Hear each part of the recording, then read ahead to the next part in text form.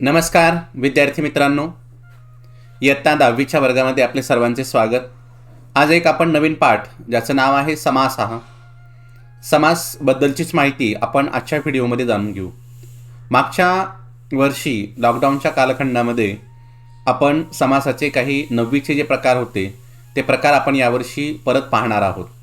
कारण मागच्या वर्षी काही कुठली तासिका वगैरे न झाल्यामुळं आपण ते मागच्या वर्षी कोणकोणते होते तेच आपण सेतू अभ्यासाच्या संदर्भानं काही समासांचं उदाहरणं आपण सोडवलेली आहेत. परत पुन्हा आपण त्या समासाची एक पुनस्मरण म्हणून किंवा उजळणी म्हणून ते समास कोणकोणते आहेत याबद्दलचीच माहिती आपण आजच्या व्हिडिओमध्ये जाणून घेऊ व त्यानंतर समासाचे कोणकोणते प्रकार आहेत याबद्दलचीही माहिती आपण आजच्या व्हिडिओमध्ये जाणून घेऊ. आणि मग जे समास राहिलेले आहेत ते दुसऱ्या व्हिडिओमध्ये मी तुम्हाला नक्कीच पूर्ण करून देणार आहे. तर चला मग आज पाहूया समास याबद्दलचीच माहिती. विद्यार्थी मित्रांनो, समास पाहत असताना यामध्ये काही महत्त्वाच्या गोष्टी आपण लक्ष देणं गरजेचं आहे. तर मग त्या कोणकोणत्या आहेत याबद्दलचीच माहिती आपण आजच्या व्हिडिओमध्ये जाणून घेऊया. इयत्ता 10वी संस्कृत समास. मी सीताराम ठाकरे, सावित्रीबाई फुले मुलींची हायस्कूल, लोकमान्य नगर, परभणी. digijyoti.com ही माझी वेबसाईट आहे. SPHSPBN हे माझं यूट्यूब चॅनल आहे. आणि मी सीताराम ठाकरे तुमचं सर्वांचं या तासिकेमध्ये स्वागत करत आहे. तर चला पाहूया समास. समासाह. आता विद्यार्थी मित्रांनो, समासाचे एकूण किती प्रकार आहेत तो तुमच्या समोर मी ठेवलेला एक भाग आहे, त्याकडे आपण थोडंसं काळजीपूर्वक पाहूया. समासाह यामध्ये आपल्याला द्वंद्व समास आणि तत्पुरुष समास हे मागच्या वर्षी अभ्यासाला होते. त्यातला काहीसा भाग तत्पुरुष समासाचा यावर्षी इयत्ता 10वीला सुद्धा आहे. मग आपण मागच्या वर्षी कोणकोणते अभ्यासले त्याबद्दलची थोडक्यात उजळणी इथे मी तुम्हाला सांगतोय. द्वंद्व समास याचे दोन प्रकार आपल्याला पाहायला मिळतात, इतर द्वंद्व आणि समाहार द्वंद्व. लक्षात, द्वंद्व समासाची दोन प्रकार, इतर द्वंद्व आणि समाहार द्वंद्व. त्यानंतर समासामध्ये तत्पुरुष समासाचं विभक्ती तत्पुरुष समास, उपपद तत्पुरुष समास आणि नय तत्पुरुष समास. तर मी या आजच्या व्हिडिओमध्ये तत्पुरुष समासामध्ये विभक्ती तत्पुरुष, उपपद तत्पुरुष, इतर द्वंद्व आणि समाहार द्वंद्व हा एक व्हिडिओ पूर्ण केलेला आहे. त्यानंतर उरलेले मग कोणकोणते आहेत तर यामध्ये मग तत्पुरुष समासाचे जे कर्मधारयचे प्रकार आहेत, उपप्रकार, म्हणजे तत्पुरुष समासाचा कर्मधारय हा उपप्रकार आहे. त्यामध्ये विशेषण विशेष्य, विशेषनाम सामान्य नाम, उपमान उपमेय हे प्रकार आपण 3 प्रकारे यामध्ये पाहणार आहोत. त्यानंतर नय तत्पुरुष समास हा सुद्धा सोबत पाहणार आहोत. त्यानंतर उरले 2 मग अव्ययभाव समास आणि बहुविरी समास. लक्षात, तर या पद्धतीनं आपण व्हिडिओ तयार करणार आहोत किंवा जाणार आहोत. तर मग आज आपण काय करणार आहोत, द्वंद्व समास, इतर द्वंद्व, समाहार द्वंद्व, तत्पुरुष समास, विभक्ती तत्पुरुष, एकूण द्वितीया ते सप्तमी जे काही प्रकार आहेत ते आपण इथे पाहणार आहोत आणि उपपद तत्पुरुष समास पाहणार आहोत. झालं क्लिअर? आता आज काय काय पाहायचं मग आपल्याला. द्वंद्व समास, द्वंद्व समासाचे 2 प्रकार, इतर द्वंद्व, समाहार द्वंद्व. त्यानंतर तत्पुरुष समास, तत्पुरुष समासामध्ये विभक्ती तत्पुरुष, उपपद तत्पुरुष हे समास आपण पाहणार आहोत. तर यामध्ये आपल्याला एकूण सप्तमी ते आपलं द्वितीया ते सप्तमी, ओके, द्वितीया ते सप्तमी हा प्रकार आपण इथे अभ्यासणार आहोत. तर चला पाहूया समासामध्ये द्वंद्व समासाची, म्हणजेच द्वंद्व समासाची 2 प्रकार, त्याची उदाहरणे. विद्यार्थ्यांनो, मी तुमच्यासमोर एक चित्र ठेवलेलं आहे.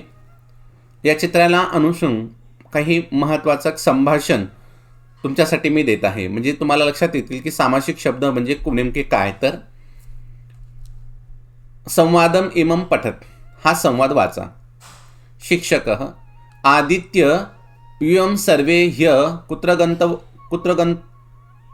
गतवतः, म्हणजे तुम्ही कुठे गेला होतात. आदित्य यूयं सर्वे ह्य कुत्र गतवन्तः. आदित्य म्हणाला वयं सर्वे आरण्यं गतवन्तः. शिक्षक म्हणाले आरण्ये किम किम आसीत. आदित्य वने वृक्षा आसन. शिक्षक. अन्यत् किम आसीत. आदित्य. खगाः पशवः च. आता इथे तुमच्या लक्षात येते खगाः पशवः च. त्यानंतर शिक्षक परत म्हणाले अन्यत् किम, आणखीन काय. आदित्य. फलानी पुष्पानी पात्रानी च आसन. आता शिक्षकांनी काय तयार केलं या शब्दांसाठी, जे त्यांनी वेगवेगळे सांगितले होते त्यामध्ये. शिक्षक आरण्ये वृक्ष खग पशवः आसन. आरण्ये फल पुष्प पात्रानी आसन. आता इथे आपण आता सामासिक शब्द म्हणजे काय की दोन शब्द जोडणे. लक्षात समस्त पद कधी तयार होतं, दोन शब्द जोडले. तर इथे 2-2, 3-3 शब्द जोडलेले आपल्याला पाहायला मिळतात. याच शब्दांना काय म्हणतात, सामासिक शब्द किंवा समस्त पद असं म्हटलं जाते. आता समस्त पद तुमच्या लक्षात आलं. तर समस्त पद म्हणजे हा आपल्याला वेगवेगळे शब्द आहेत ते एकत्रित केलेले पाहायला मिळतात. उदाहरणार्थ लोकप्रिय. लक्षात म्हणजे याचा अर्थ काय होतो, लोकांचे प्रिय. पण दोन शब्द एकत्रित केलं की लोकप्रिय हा शब्द तयार झालेला आपल्याला पाहायला मिळतो. तर अशाच पद्धतीने दोन शब्द एकत्रित येऊन जो शब्द तयार होतो त्या शब्दाला काय म्हणतात, सामासिक शब्द असे म्हणतात. पुढे पाहूया. आता तुमच्याकडे काही उदाहरण इथे आताच दिलेल्यानुसार वृक्षाः च खगाः च पशवः च. शब्द काय तयार झाला, वृक्ष खग पशवः. त्यानंतर फलानी च पुष्पानी च पात्राणी च. फल पुष्प पात्राणी. ओके. आता या शब्दांना एकत्रित करून अशा पद्धतीचे शब्द तयार होतात. आता एतानी उदाहरणानी अपि पश्यत. ही पण उदाहरणे पहा. सूर्यस्य प्रकाशः सूर्यप्रकाशः. प्रियदेशः प्रियदेशः. प्रियः देशः. सूर्यस्य प्रकाशः सूर्यप्रकाशः. प्रियः देशः प्रियदेशः. कार्ये मग्नः कार्यमग्नः. रामः च लक्ष्मणः च रामलक्ष्मणौ. एकः दन्त यस्य सः एकदन्तः. दशरथस्य पुत्र दशरथपुत्रः. वाल्मीकिना रचितं वाल्मीकि रचितं. सुखं च दुःखं च सुखदुःखे. नीलः कंठ यस्य सः नीलकंठः. दिने दिने प्रतिदिनम.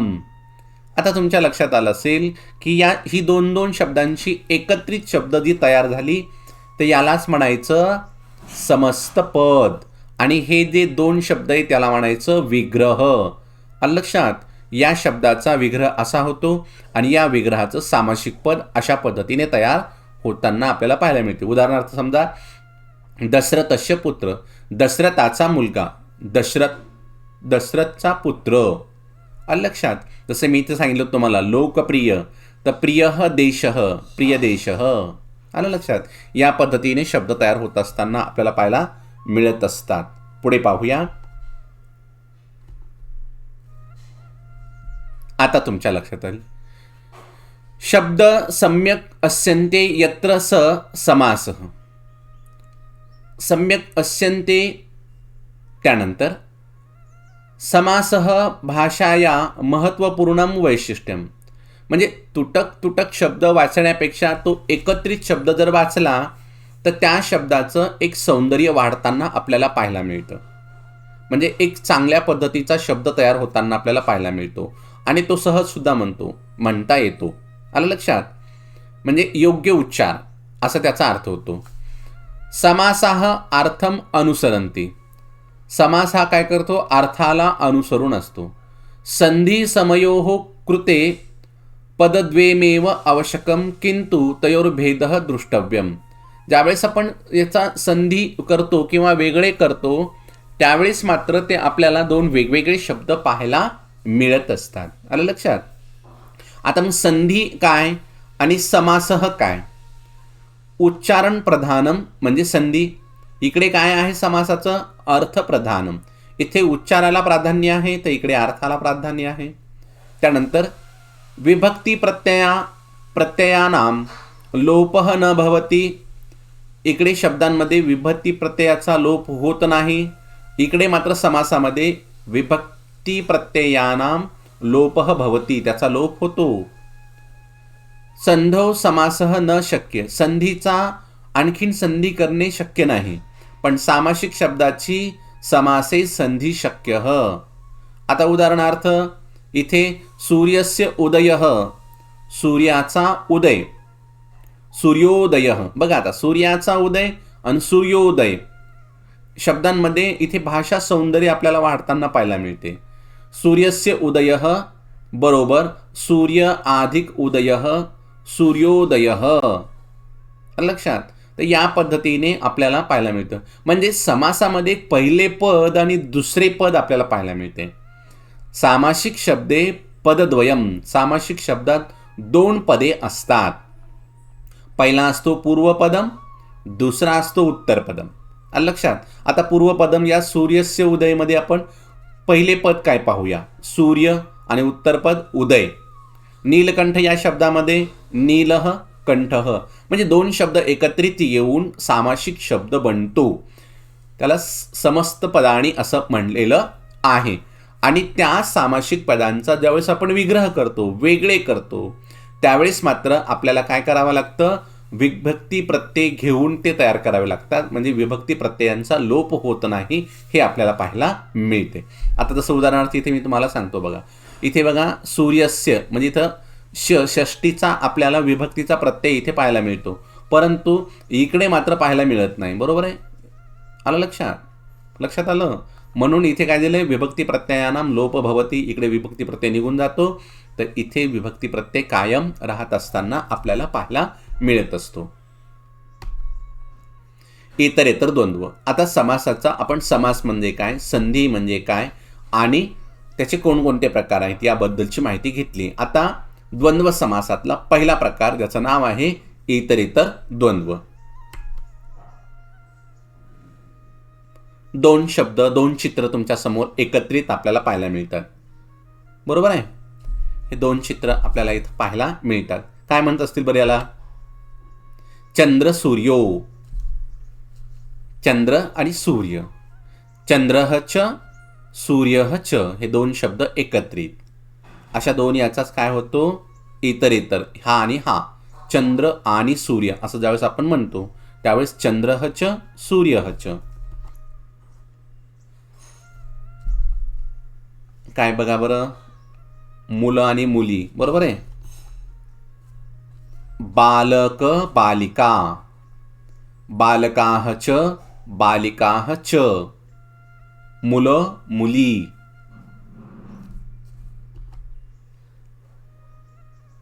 त्यानंतर काय दिसतायत, झाडे दिसतायत, वेली पण दिसतायत. काय म्हणतात मग, वृक्षलता, वृक्षाः च लताः च. ही सर्व, ही तिन्ही उदाहरणे इतरेतर द्वंद्व समासाची आहेत. आणि हे असं आपण ज्यावेळेस म्हणतो त्यावेळेस इतरेतर द्वंद्व समास होत असताना पाहायला मिळतो. चंद्र आणि सूर्य, मुलं आणि मुले, झाडं आणि वेली असं ज्यावेळेस म्हणतो त्यावेळेस इतरेतर द्वंद्व समास आपल्याला पाहायला मिळतो. आता तुम्हाला काही शब्द किंवा विग्रह लिहिता येतो का पहा.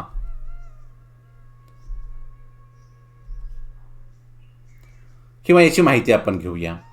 इतर अधिक इतर, हे आणि हे, भिन्न पदानी एकत्र प्रयुज्यते अत्र, दोन वेगळी पदे एकत्रित येतात म्हणून इतर इतर, हे आणि हे असा त्याचा अर्थ आपल्याला पाहायला मिळतो. लघु शब्द, लहान शब्द, प्रथमः भवेत. लघु शब्दाचा अर्थ होतो न्यून स्वरयुक्त शब्द. लक्षात, प्रथम भवेत म्हणजे पहिल्यांदा आपल्याला पाहायला मिळतात. त्यानंतर समस्त पदम नित्यम द्विवचने वा बहुवचने, सामासिक पद हे नेहमी द्विवचनात किंवा बहुवचनात असतो. एका शब्दाचा सामासिक शब्द होणार नाही म्हणून तो दोन किंवा बहुवचन. ओके. समस्त पदस्य लिंगम उत्तरपदम अनुस्वरम, समासाचे लिंग हे शेवटच्या पदावर अवलंबून असते, दुसऱ्या पदावर. म्हणजेच जर समजा 3 पदं असतील तर पहिला दुसरा सोडून द्यायचा तिसऱ्या पदावर, आणि 2 शब्द असतील तर पहिला सोडून द्यायचा दुसऱ्या पदावर. दुसऱ्या पदाचं जे लिंग असेल, मग पुल्लिंगी असेल, स्त्रीलिंगी असेल किंवा नपुंसकलिंगी असेल. विग्रह हे प्रतिपदम प्रथमा विभक्ती योजनीय. ज्यावेळेस आपण विग्रह करतो त्यावेळेस प्रत्येक शब्दाचं प्रथमा विभक्ती योजायची आहे, तेव्हा हा समास आपल्याला विग्रह करता येईल. विग्रह हे प्रतिपदम च अव्यय उपयुक्तव्यम. म्हणजे विग्रह करत असताना च हे अव्यय घ्यावं. चा अर्थ तुम्हाला माहिती आहे आणि, असा त्याचा अर्थ होतो. म्हणजे हे च घेणे म्हणजे आणि. जसं आपण म्हणलं ना की चंद्र च सूर्य च, चंद्र आणि सूर्य. समस्त पदम बहुवचने चेत प्रतिपदम अर्थानुसारम. समस्त पद पहिल्या पदाच्या बहुवचनावरून, म्हणजे जसं बालक बालिका, बालकाह बालिकाह आपण बहुवचन घेतलं होतं, त्यानुसार तो पुढे चालताना आपल्याला पाहायला मिळाला. आणि बहुवचनानुसार जसं पात्र पुष्प फलानी, लक्षात बहुवचनाचे. समस्त पदम द्विवचनेचे प्रतिपादम एकवचनम. जर समजा बहुवचनात असेल तर बहुवचनाचे प्रथमाचं बहुवचन घ्यायचे, आणि जर 2 पदं असतील तर प्रथमा एकवचनामध्ये त्याला आपल्याला न्यायचं आहे. चला पुढे पाहूया. इतरच चित्रदृष्टा समस्त पदांनी लिखत. आता तुम्हाला याचे फक्त पद, त्याची नावं लिहायची आहेत. काय असेल बरं याचं नाव? काय काय दिसतं? फूल आणि पानं, बरोबर ना? फूल आणि पाने. काय म्हणतात मग संस्कृतमध्ये याला? पत्र पुष्पाणी, बरोबर? पत्र पुष्पाणी. हे काय बरं, काय म्हणतात त्याला संस्कृतमध्ये? असं तर तुम्हाला माहिती आहे, खडू आणि डस्टर, बरोबर आहे? खडू आणि डस्टर. पण संस्कृतमध्ये सुधाखंड मार्जकौ, सुधाखंड मार्जकौ. सुधाखंड आणि मार्जक, मार्जक म्हणजे मोडण्यासाठी. पुढचं काय आहे? चमचे. आणि हे काय? वाट्या. संस्कृतमध्ये काय म्हणतात मग? चमस चषकाह, चमस चषकाह. चित्र पाहून आपण याची नावं लिहिलेली आहेत. त्याचंच उदाहरण आता पुढे पाहूया. चित्रदृष्टा समास विग्रह लिखत. आता चित्र पाहून समास विग्रह करा. कोण आहेत बरे हे? स्कंदः च काय? गणपती गणेशः च, स्कंदः च गणेशः च. इथे विसर्ग पाहिजे, गणेशः च. त्यानंतर वाघ दिसतोय, सिंह दिसतोय आणि हत्ती पण दिसतोय. व्याघ्रः च, सिंह च, गजः च. हे काय आहे? क्लुप आणि किल्ली. संस्कृतमध्ये तालः च, कुंचिका च. अशा पद्धतीने आपल्याला शब्दाचा विग्रह करता आला पाहिजे. चित्रदृष्टा समस्त पदम समस विग्रह समास विग्रहम च लिखत. आता चित्र पण पहा, चित्रात समस्त पदाचे नाव लिहा, म्हणजे सामासिक शब्द पण लिहा आणि सामासिक शब्द पाहून त्याचा विग्रह पण करा. पहिलं चित्र काय बरं हे? द्राक्षा नारंगाणी, द्राक्षाच नारंगानी च, द्राक्षाच नारंगानी च. पेन्सिल आणि पेन, बरोबर? अंकानी लेखन्याः, अंकनया च लेखन्या च. काय आहे हे? शिवपार्वत्यो, शिवः च पार्वती च.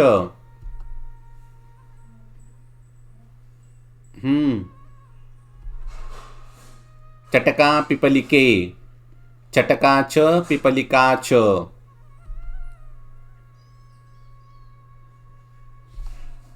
मत्स्य मंडुकौ, मत्स्यः च मंडुकः च, पेन, त्याच्यानंतर पेन्सिल आणि कागद, अंकानी लेखनी कर्गजा, अंकानी च लेखनी च कर्गजः च. अशा पद्धतीने आपल्याला शब्द आणि त्याचा विग्रह करता येईल. समाहार द्वंद्व. आता समाहार म्हणजे काय, तर समाहार म्हणजे एक समूह, परंतु हा होतो कसा आपण याबरोबरच पाहत पाहत जाणार आहोत. पहिलं चित्र हे बघा, हे चित्र आपल्याला एक मांजर आणि उंदीर पाहायला मिळतो, बरोबर आहे. तर त्याला काय आपण म्हणू, मूषक मार्जर मार्जरम, मूषकः च मार्जरः च एतयोः समाहार, या दोघांचा समूह, बरोबर. म्हणजे हा समास शक्यतो परस्पर जातवैरी असलेले, परस्पर जातवैरी म्हणजे उंदीर आणि मांजर हे परस्परांचे जातवैरी आहेत, असं ज्यावेळेस एखादा शब्द असेल तर त्यावेळेस समजायचं की तो कोणता समास आहे, समाहार द्वंद्व आहे. आणि एतयोः म्हणजे या दोघांचा आपल्याला पाहायला मिळतो. म्हणजे या समासाचं लक्षण एक पहिलं की असे शब्द जे जातवैरी आहेत.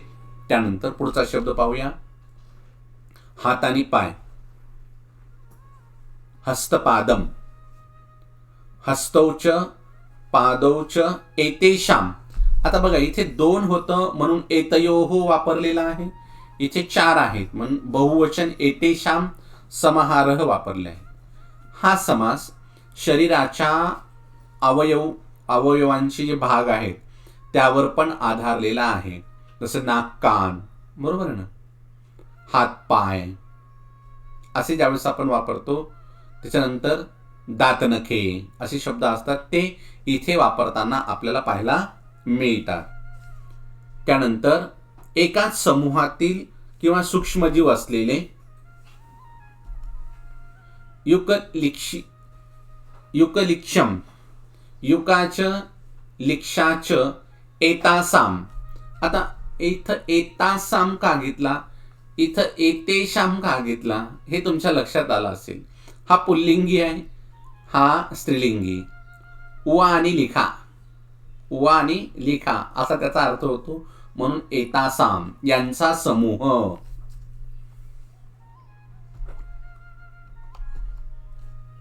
पुन्हा आणखी हरिद्रा कुंकुम, हरिद्राच कुंकुम च एतयोः समाहारः. त्याला काय म्हणायचं, नित्य सहचार्यम, नेहमी सोबत राहणारे. पहिल्या याच्यात पाहायला आपल्याला मिळतं परस्पर जातवैरी असलेले, दुसऱ्या चित्रात पाहायला मिळतं की शरीराचे अवयव असलेले, तिसऱ्या चित्रात पाहायला मिळतं सूक्ष्मजीव असलेले, आणि नित्य सहचार्यम चौथ्या चित्रात आपल्याला पाहायला मिळते. त्याच्यानंतर पुढचं सहचार्याचं चित्र दुग्ध शर्करम, दुग्धमच शर्कराच एतयोः समाहारः.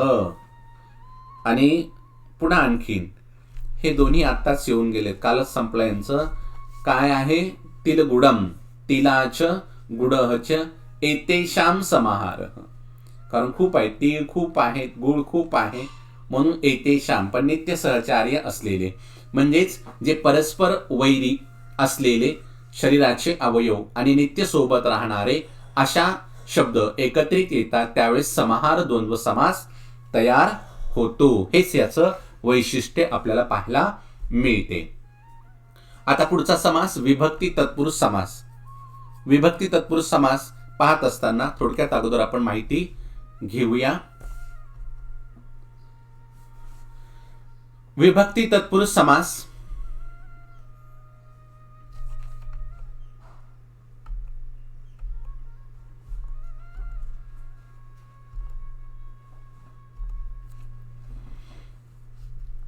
खगाः वनं गताः. पहिलं वाक्य बघा, वनं गताः. तृणैः रचितानि तेषां नीलानि, ग्रहे ग्रहे काकाय बिलं स्थापयन्ति जनाः. पर्जन्यातरक्षिता खगाः आनन्दति, खगानां जीवनं श्रमैः परिपूर्णम्. स्वकार्ये निरताः खगा ध्येयशिलाः, आता इथे पाहायला मिळतं वनम गताह, वनम गताह द्वितीय विभक्ती इथे पाहायला मिळते. पहिल्या शब्दाचा विभक्ती द्वितीय पाहायला मिळते. तृणैहि रचितानि, तृण रचितानि तृतीया, तृणैहि तृतीया विभक्ती पाहायला मिळते. काकया बिलह, काकबिलह चतुर्थी विभक्ती पाहायला मिळते.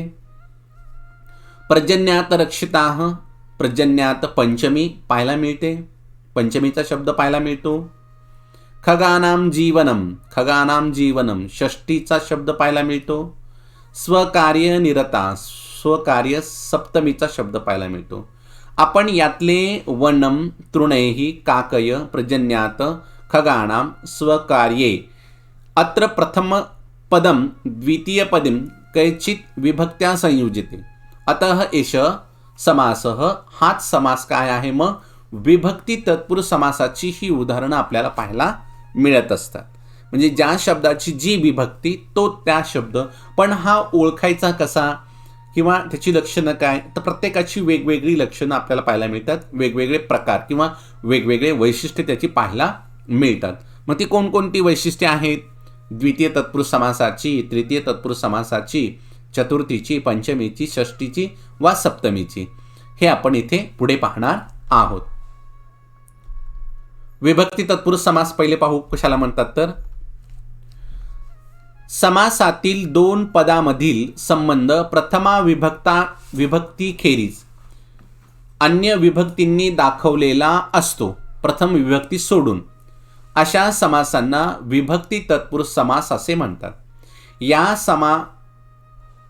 समासाचे, इथं शब्द चुकलाय, समाजाचे झालंय, समासाचे द्वितीय ते सप्तमी असे एकूण 6 प्रकार होतात. विग्रहात पहिल्या पदाच्या विभक्तीचे नाव त्या समासाला दिले जाते. म्हणजे पहिल्या पदाची प्रथमा विभक्ती असेल सोडून, प्रथमा सोडून, द्वितीय विभक्ती असेल तर द्वितीय तत्पुरुष समास, तृतीय विभक्ती असेल तृतीय तत्पुरुष समास, अशा पद्धतीने. आता पाहूया पहिलं उदाहरण. द्वितीय तत्पुरुष समास. स्त्रीत, अतीत, पतित, गत, प्राप्त, आपन्न इत्यादी शब्द किंवा त्याच अर्थाचे शब्द उत्तरपदी असताना, दुसऱ्या पदी, उत्तरपदी पहिलं पद सोडून दुसऱ्या पदी त्याच अर्थाचे शब्द असताना द्वितीय तत्पुरुष समास होतो. कोणते कोणते शब्द. स्त्रीत, अतीत, पतित, गत, प्राप्त, आपन्न हे शब्द जर उत्तरपदी असतील तर द्वितीय तत्पुरुष समास होतो. उदाहरणार्थ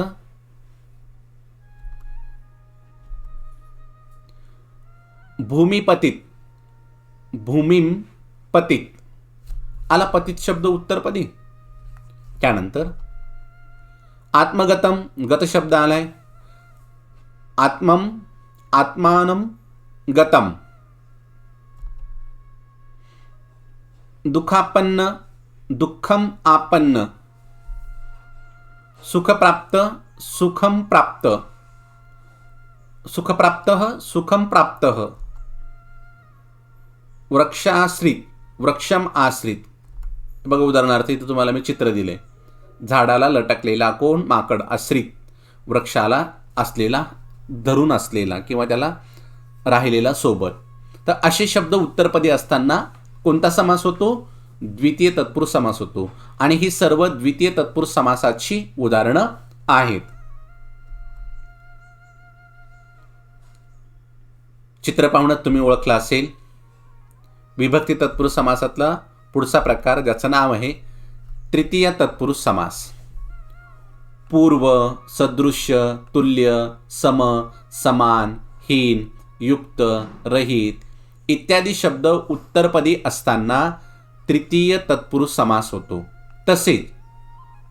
तसेच पूर्वपद कर्तृवाचक म्हणजे कर्ता असलेले किंवा करणवाचक म्हणजे क्रियेचे साधन तृतीय असलेले असताना तृतीय तत्पुरुष समास होतो. म्हणजे हे कारक परिचयामधलं क्रियेचे साधन, बरोबर आहे. आणि कर्ता जर असेल तर अशा वेळेस सुद्धा तृतीय तत्पुरुष समास होतो. एक उदाहरण तुमच्यासमोर चित्र दिले, त्याचं आपण उदाहरण पाहणार आहोत. यंत्र चालितः, यंत्रेण चालितः. शस्त्रहतः शस्त्रेण हतः, दैवरक्षितः रक्षितः दैवेन रक्षितः, धनहीन धनेन हीनः, विद्यासमम विद्यया समम. आणि हे उदाहरण तुमच्यासाठी केशविहीनः केशैविहीनः किंवा केशैरहितः याच अर्थाचा असलेला शब्द. केस नसलेला, बरोबर आहे. म्हणजे उदाहरणार्थ आपल्याला माहिती आहे टक्कल पडलेला माणूस, म्हणजे याच्यापासून काहीतरी केस निघून गेलेले आहेत असे शब्द. तर हे तृतीय तत्पुरुष समासाची उदाहरणं आपल्याला पाहायला मिळतात. यंत्रचालितः, शस्त्रहतः, दैवरक्षितः, धनहीनम, विद्यासमम आणि केशविहीन हे सर्व शब्द तृतीय तत्पुरुष समासाची उदाहरणे आहेत. त्यानंतर चतुर्थी तत्पुरुष समास. तयार होणारी वस्तू व ती ज्या पदार्थापासून बनते तो मूळ पदार्थ या अर्थाच्या शब्दांचा चतुर्थी तत्पुरुष समास होतो. यालाच व्याकरणाच्या परिभाषेत प्रकृती विकृती भव असेही म्हणतात. प्रकृती म्हणजे मूळ वस्तू, त्यापासून तयार होणारी वस्तू म्हणजे विकृती. म्हणजे एका वस्तूपासून त्याच वस्तूपासून दुसरी वस्तू तयार झाली असे जे शब्द येतात त्यावेळेस चतुर्थी तत्पुरुष समास होतो. मग असे कोणते बरं? मातीचा मोर, बरोबर आहे ना. मूर्ती पाषाणः, मूर्तये पाषाणः, दगडाची मूर्ती असं आपण म्हणतो. युपदारू, युपाय दारू, यज्ञाचे लाकूड. दारूचा अर्थ इथं लाकूड होतो, आलं लक्षात. आता पुन्हा माणसाला दारू शब्द कुठून आला? युप दारू, युपाय दारू, यज्ञाचे लाकूड. कुंडल हिरण्यम, कुंडलाय हिरण्यम, कुंडलाय हिरण्यम असे शब्द. आणखी चतुर्थी तत्पुरुष कधी होतो तर तसेच अर्थशब्द उत्तरपदी असताना, म्हणजे एखाद्या वेळेस अर्थशब्द हा उत्तरपदी असताना चतुर्थी तत्पुरुष समास होतो. विग्रहात अर्थशब्दाऐवजी इदम सर्वनामाचे विशेषाच्या लिंगानुसार, म्हणजे पुल्लिंगी असेल तर वेगळं, स्त्रीलिंगी असेल तर वेगळं आणि नपुंसकलिंगी असेल तर वेगळं, योग्य रूप ते वापरतात. पण इदमचंच रूप अर्थशब्दाऐवजी घ्यावं लागतं. उदाहरणार्थ अध्ययनार्थम. आता अध्ययन नपुंसकलिंगी शब्द आहे म्हणून इथं काय झालं? इदमचं रूप इदमच आलं. अध्ययनाय इदम. दुसरं सुखार्थम, सुखाय अयम पुल्लिंगी शब्द आहे. त्याच्यानंतर सुखार्था, सुखाय इयम स्त्रीलिंगी शब्द आहे. आता लक्षात आलं. म्हणजे इदम शब्द या शब्दाच्या लिंगानुसार इथे वापरलेला पाहायला मिळतो. आलं लक्षात. नपुंसकलिंगी असेल तर इदम, पुल्लिंगी असेल तर अयम आणि स्त्रीलिंगी असेल तर इयम. आता इदम पुन्हा इथं आणखीन मृगयार्थम, मृगये इदम नपुंसकलिंगी शब्द यानुसार. आणखीन काही तपसे वनम, तपोवनम. गुरवे दक्षिणा, गुरु दक्षिणा. काकाय बिलह, आपण त्या संवादामध्ये पाहिलं होतं. काक बिलह. त्यानंतर पुढचा पंचमी तत्पुरुष समास. पंचमीचा अर्थ होतो भयेन, भीती असे पाणिनी सूत्र आहे. त्यामुळे भय भीतीवाचक शब्द उत्तरपदी असतात.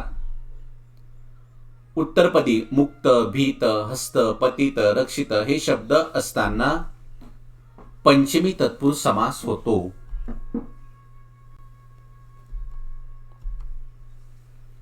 बघा इथे हातातून पडलेला, बरोबर ना. सिंह भयम, सिंहात भयम. व्याघ्र भीतः, व्याघ्रात भीतः. ऋणमुक्तः, ऋणात मुक्तः. सेवा निवृत्त, सेवया निवृत्तः. हस्तपतितम, हेच उदाहरण तुमच्यासाठी. हस्तात पतितम असे शब्द भयम, भीत, मुक्त, निवृत्त, पतितम हे शब्द उत्तरपदी असताना पंचमी तत्पुरुष समास होतो. षष्टी. समासातील दोन पदामध्ये अवयव अवयवी संबंध, नाते किंवा मालकी संबंध असताना षष्टी तत्पुरुष समास होतो. झाडाची फांदी असं आपण म्हणू त्याला. उदाहरणार्थ नातेसंबंध म्हणजे दशरथाचा मुलगा, बरोबर आहे, रामाचा मुलगा असे संबंध असताना, किंवा राजाचा सेवक असे असताना षष्टी तत्पुरुष समास होत असताना आपल्याला पाहायला मिळतो. राजपुत्र, राज्ञ पुत्र, आलं नातेसंबंध, नातेसंबंधावर आधारित आहे तो. राजपुरुष हा पण नातेसंबंधावरच, मालकी हक्क. वृक्षपर्णानी, झाडाची पाने, अवयव संबंधी. नदी प्रवाह, नद्याः प्रवाह हा पण अवयव संबंधी. पर्वत शिखरम, पर्वतस्य शिखरम. गुरुग्रहम, गुरुग्रहम, गुरोह ग्रहम असे नातेसंबंधाच्या संदर्भाने आलेले जे काही शब्द असतील ते सर्व शब्द षष्टीचे असतात. आणि अशा वेळेस षष्टी तत्पुरुष समास होत असताना आपल्याला पाहायला मिळतो. सप्तमी तत्पुरुष समास, जे कुशल पारंगत असतात अशांना सप्तमीसाठी वापरला जातो. स्थित, मग्न, पर, आसक्त, कुशल, निपुण इत्यादी शब्द उत्तरपदी असताना सप्तमी तत्पुरुष समास होतो. आकाश स्थितः, आकाशे स्थितः. अभ्यासमग्नः, अभ्यासे मग्नः. मौनपरा, मौने परा. क्रीडाकुशलः, क्रीडासु कुशलः. नृत्यनिपुणः, नृत्ये निपुणः. हे शब्द उत्तरपदी असताना आपल्याला सप्तमी तत्पुरुष समास झालेला पाहायला मिळतो. आता उपपद तत्पुरुष समास. समासातील उत्तरपद जेव्हा धातू साधित किंवा कृदंत असते, म्हणजे एखाद्या सामासिक शब्दामध्ये धातू आपल्याला पाहायला मिळाला त्यावेळेस उपपद तत्पुरुष समास होतो. उदाहरणार्थ अशा समासांना कृदंत किंवा उपपद तत्पुरुष समासही म्हणतात. समासाचा विग्रह करताना जो धातू नकळत आलेला आहे त्याचे क्रियापदाचे रूप आपल्याला वापरावे लागते. आता इथे बघा, जलद, द दा धातू इथे पाहायला मिळतो, म्हणून जलम ददाती इति असा शब्द आपल्याला इथे पाहायला मिळतो.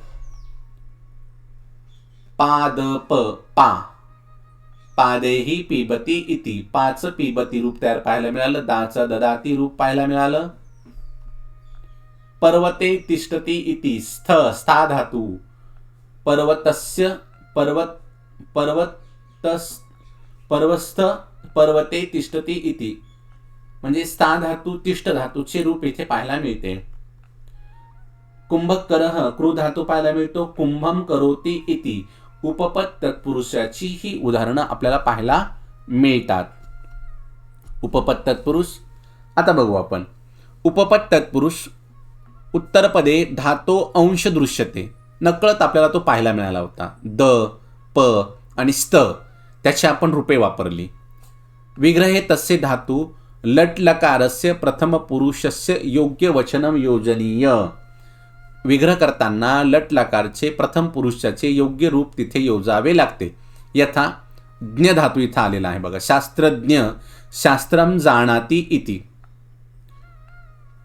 आलं लक्षात? ज्ञचा काही अंश पाहायला मिळतो. जसं तिकडे मी जलद मध्ये द पाहायला मिळालं, पर्वस्थ मध्ये स्थ पाहायला मिळालं, बरोबर आहे. कुंभम करह मध्ये क्र फक्त पाहायला मिळालं. तर तसे पद्धतीने तथाच अर्थदृष्ट्या पूर्वपदस्य योग्य विभक्ती योजनीय. यथा पंकजम, पंके जायते इति, जायते इति. लक्षात? पंकजम, पंके. त्याच्यानंतर वरदा, वरम ददाती इति. ग्रहस्था, ग्रहे तिष्ठन्ति इति. मधुप, मधु पिबति इति. विद्यार्थी, विद्याम अर्थयते इति. जटाधारी, जटा धारयति इति. अशी उदाहरणं आपल्याला उपपद तत्पुरुष समासाची पाहावयास मिळतात.